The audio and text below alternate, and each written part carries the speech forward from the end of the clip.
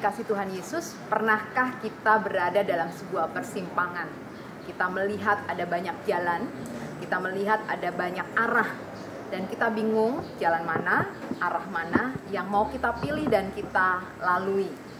Dan semua arah itu, semua jalan itu nampak benar, nampak baik, dan nampak indah, dan menawarkan proses yang perlu kita lewati. Saya mengingat sebuah lagu sekolah minggu. Di dalam dunia ada dua jalan, lebar dan sempit, mana kau pilih? Lebar dan sempit, mana kau pilih? Persimpangan membuat kita bingung, dan persimpangan membuat kita sulit untuk menentukan arah dan juga proses yang mau kita lewati. Tentu tidak hanya terjadi pada persimpangan jalan secara fisik. Seringkali hidup kita pun penuh persimpangan. Penuh juga dengan tawaran jalan. Yang menurut kita, tawaran-tawaran proses itu, tawaran-tawaran arah, itu menawarkan kebaikan dalam hidup kita. Jikalau Bapak, Ibu, dan saudara-saudara sekarang bingung arah hidup mana yang mau diambil, proses mana yang mau dilalui, jalan hidup seperti apa yang mau dialami, ada beberapa hal yang bisa kita lakukan. Yang pertama, ketika kita melihat banyak jalan, ketika kita melihat banyak proses, tentukan dulu tujuan dari arah hidup kita. Mau apa sih? Goalnya mau seperti apa? Lalu yang berikutnya, cari tahu langkah yang harus dilalui untuk sampai pada tujuan. Kalau kita sudah tahu tujuan kita, akhir tujuan kita, maka step by step-nya pun akan bisa kita nampakkan, akan bisa kita lihat. Lalu kemudian, kalau memang banyak persimpangan, kenapa persimpangan? Jangan takut untuk mempelajari setiap jalan yang ada. Jangan percaya begitu saja, jangan yakin begitu saja.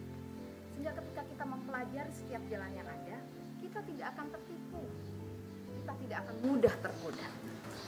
Lalu jangan lupa juga bekali diri dengan hikmat dan kerendahan hati. Jangan merasa ponggah, jangan merasa arogan, jangan merasa sok tahu.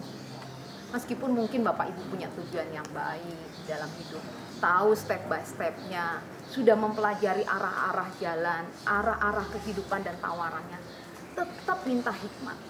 Dan jangan ponggah tetapi rendah hati. The last not the least, minta penyertaan kekuatan Tuhan. Bawa itu terus-menerus dalam doa. Sertakan Tuhan terlibat di dalamnya. Wartakan firman Tuhan dalam hidup kita. Karena sesuatu yang baik dengan tujuan yang baik tidak bisa dengan cara yang tidak baik. Tidak bisa juga dengan kekuatan yang jahat. Sebagaimana firman Tuhan dalam kitab Injil Lukas pasal 11 ayat 15 sampai dengan 23. Yang demikian.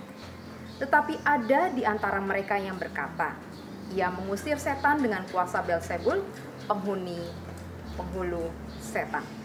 Ada pula yang meminta suatu tanda dari surga kepadanya untuk mencobai dia. Tetapi Yesus mengetahui pikiran mereka lalu berkata, setiap kerajaan yang terpecah-pecah pasti binasa. Dan setiap rumah tangga yang terpecah-pecah pasti runtuh.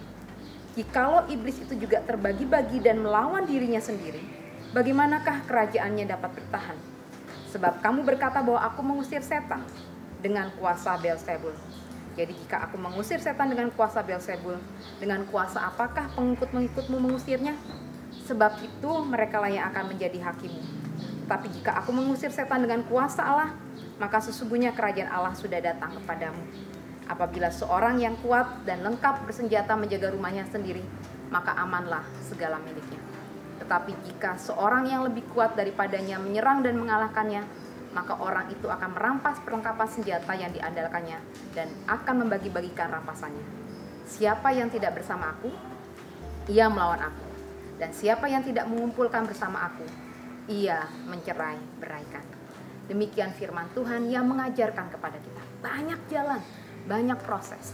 Kita seringkali berada di persimpangan. Mana yang mau kita pilih? Tentukan arah tujuan hidup kita. Dan kalau kita tahu tujuan arah hidup kita baik untuk kemuliaan Allah dan untuk sesama, dan juga untuk kepentingan diri kita sendiri. Kita akan belajar dengan rendah hati, penuh hikmat, minta kekuatan kepada Tuhan. Karena tujuan yang baik tentu harus dilatar belakangi dengan kekuatan yang baik. Seperti firman Tuhan ini, Yesus punya kekuatan mengusir setan, menolong orang, dan dia menggunakan kekuatan Sang Kuasa, yaitu kekuatan Allah Bapa yang ada padanya. Dan kalau kita berada di persimpangan, pakailah kekuatan Allah untuk menentukan arah tujuan kita sampai pada tempat yang Tuhan inginkan. Salam damai sejahtera bagi kita semua. Tuhan memberkati.